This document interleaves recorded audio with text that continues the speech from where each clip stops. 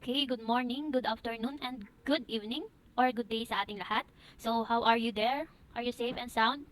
Grade 7, Nehemiah, are you safe and sound? So, you can answer me or you can respond to me kahit magkakalayo tayo. For we are in the distance learning or online learning. So, again, this is a video recorded presentation for you to watch, listen, learn, and take notes the important key points or key concepts only. And of course, you can also replay this whenever you want, asynchronously. Or you can also forward this, backward this, and send this to your classmates.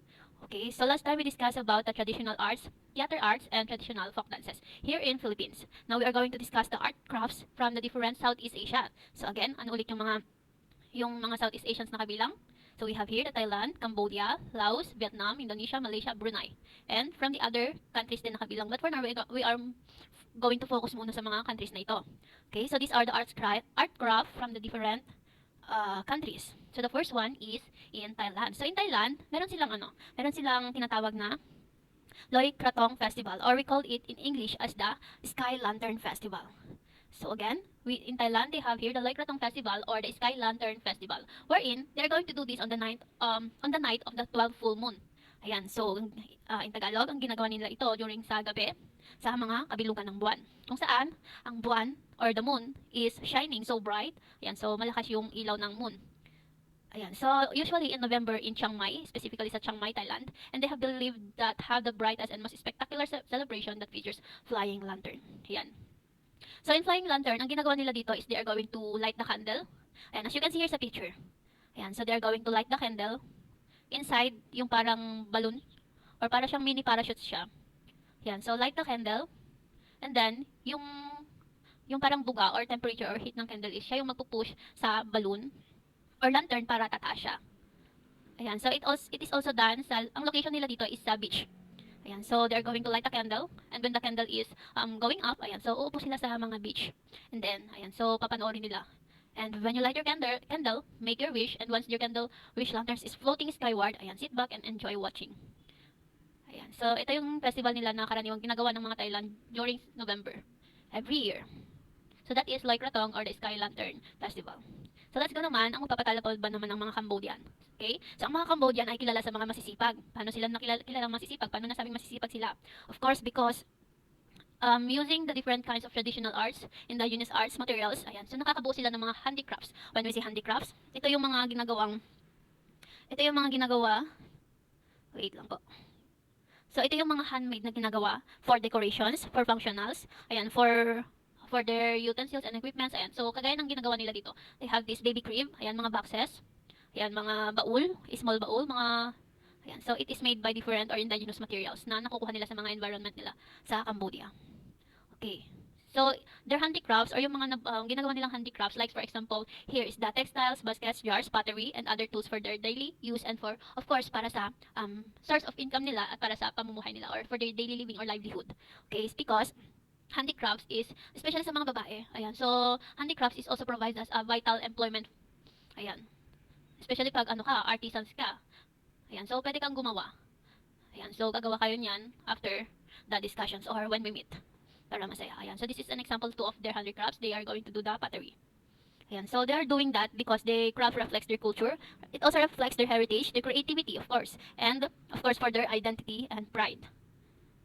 Ayan, so they have the different textiles, pottery, woodcraft, metal craft, paper crafts, beadworks, natural materials.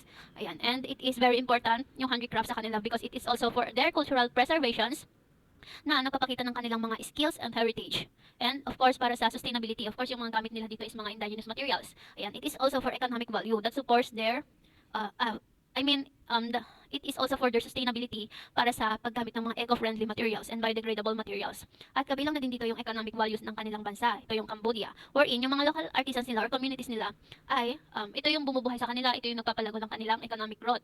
Yan, so kilala ang Cambodia bilang isang handicrafters.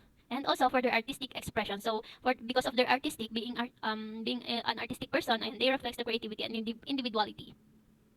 And of course for their skills.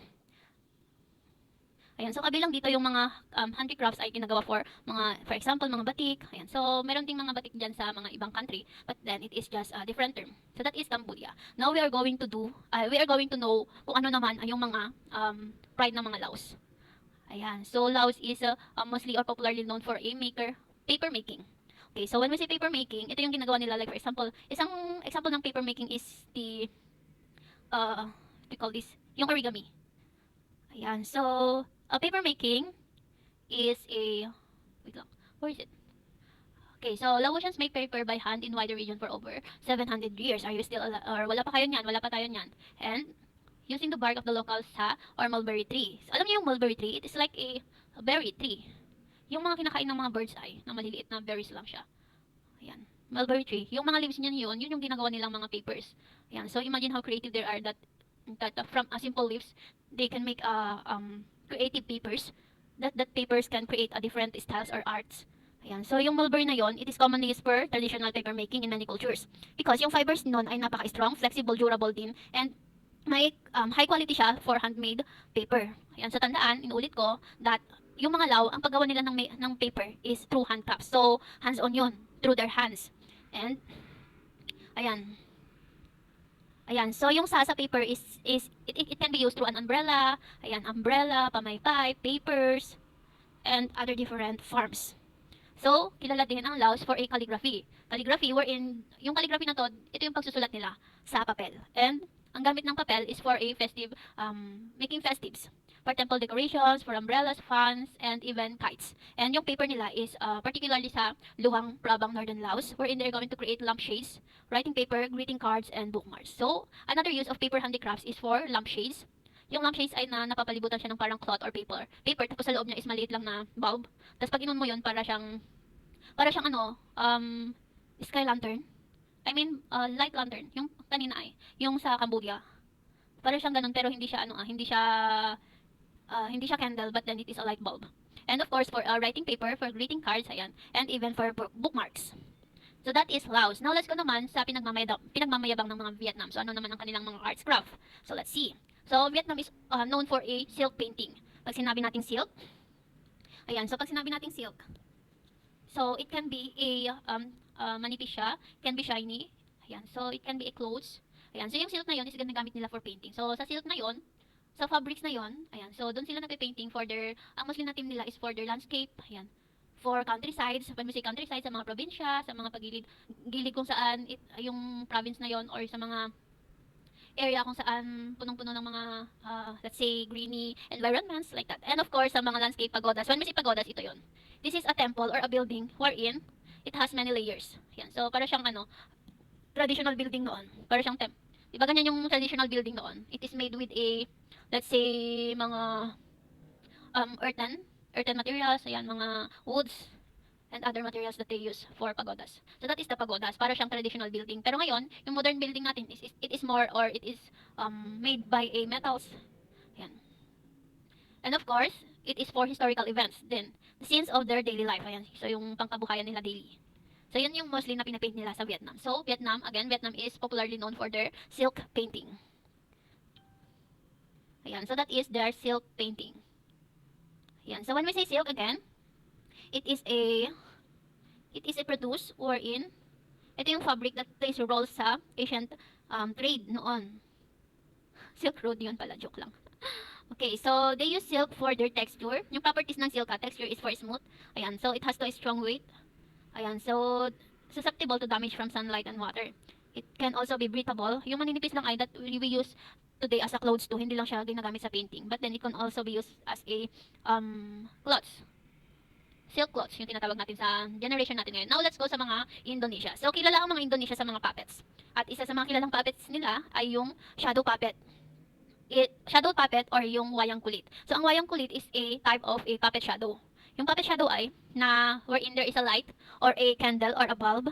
Tapos, maglalagay sila ng cortina and then may mga creatures na may stick. Yan. So, yung creatures na yun is yun yung gagalawin nila to make a story. Different kinds of themes or story. Ayan. So, yung nagmamanipulate sa mga ito, yung mga nagmamanipulate sa mga creatures na to, yan yung stick. Yan yung hinahawakan ng dalang or yung puppeteers. So, ayan, sa show nila, they are going to have the linen screen by a dalang. So, yung dalang na yun is also known as the puppeteer or the puppet master, wherein siya yung magmamanipulate sa figures, sa voices, ayan, sa background voices at characteristic producing effects ng mga creatures na ito. Ayan, so this is the curtain. This is the creatures, and then may ilaw doon sa likod. Kagaya ng ginagawa niyo sa mga sa mga shadows tapos may light sa likod mo, tapos may shadow, tapos bumubuo ka ng mga different images or formations. Through your, it's either sa kamay mo sa kamay mo bumubuo ka ng mga dogs, birds, ayan, behind the light. Ayun. That is the puppet show of Indonesia. The wayang kulit or the puppet shadow. Though may iba't iba pa silang puppet shadow. But then, let's focus sa pinaka-popular or pinakaunang arts nila. So, let's go sa pinagmamalaki naman ng mga Malaysia. So, ang mga Malaysia ay kilala sa mga produkto na paggawa ng mga kite. Ayan. So, it can be either a big kite or a small kite. Ayan. Basta kite siya. So, meron silang wow kite. Wow kite. Ayan. Sabihin nyo nga dyan, wow kite. Wow kite. Ulitin nyo. Ayan. Kahit di ko kayo nakikita at naririnig, sabihin nyo, wow kite. Yan. So, yung wow kite na to ay ginagawa ng mga farmers for them to panakot ito sa mga birds or sa mga animals. Ayan. Na pwedeng pumunta sa either sa mga pananim nila, sa mga plantations nila, sa mga tinanim nilang mga palay and different kinds of vegetables or fruits sa kanilang tahanan. So, ito ay ginagamit bilang panakot sa mga hayop. Ayan. At even, ito rin ay ginagamit para panakot or panakot sa mga bata.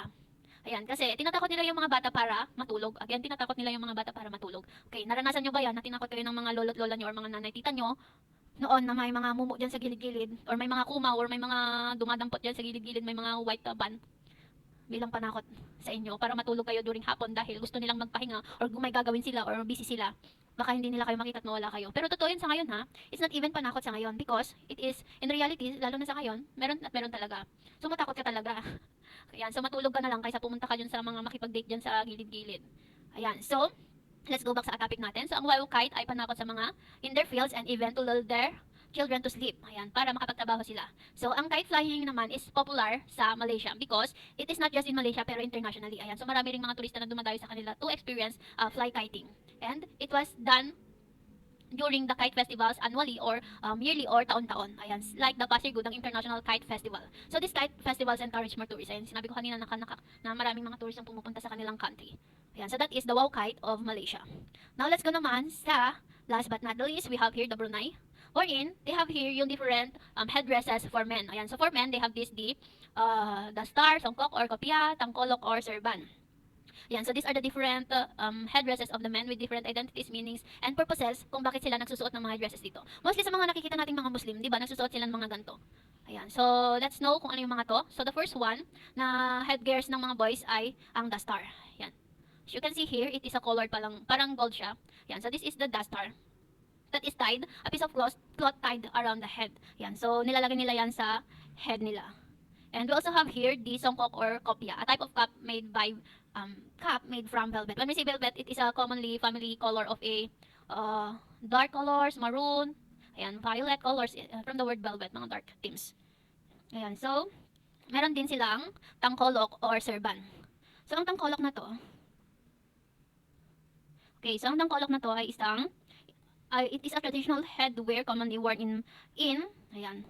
So, mostly yung gumagamit nito is mga Islamic communities. So, ang ibig sabihin ng tangkolok is also known as the star or tanjak. Again, inuulit ko, ang other term ng tangkolok ay the star or tanjak. It is a headpiece made from intricately folded cloth. Ayan, so it has different folding styles. At, ayan, so yung mga styles na yun na nabanggit ko kanina, ay yung mga styles na babanggitin ko is like dendam taksuda. Again, dendam taksuda. Ang ibig sabihin ay unending vengeance. Ayan, sabihin nyo dyan. Kahit nasa bahay kayo, sabihin nyo, dendam taksuda, nang ibig sabihin ay unending vengeance. Or, ang helang menyusur angin. Again, helang menyusur angin. Ang ibig sabihin ay eagle gliding with the wind.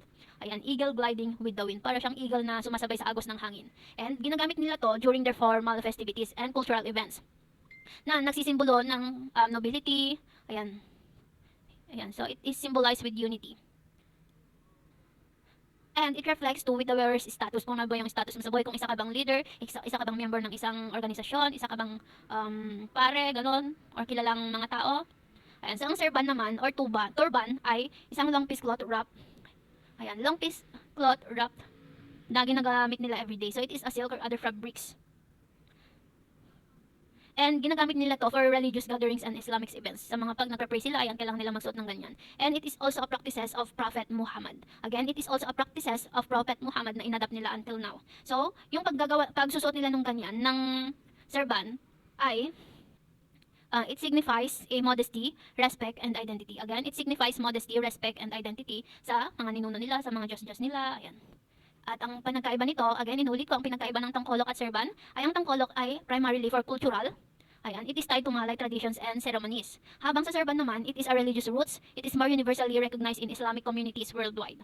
Ayan, so ang serban is for short, it is for religious, while for tangkolok, it is for cultural and tradition. So that is the different category of headgears na sinusuot nila. Ayan, for other informations, ang songkok naman ay isang headgears din.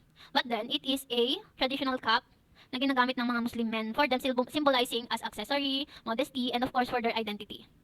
And ayan, so they can wear this as a religious wear. It is also symbolizes thus respectful Muslim majority communities. Ayan, and then for the national identity, it can be seen in Malaysia or Indonesia.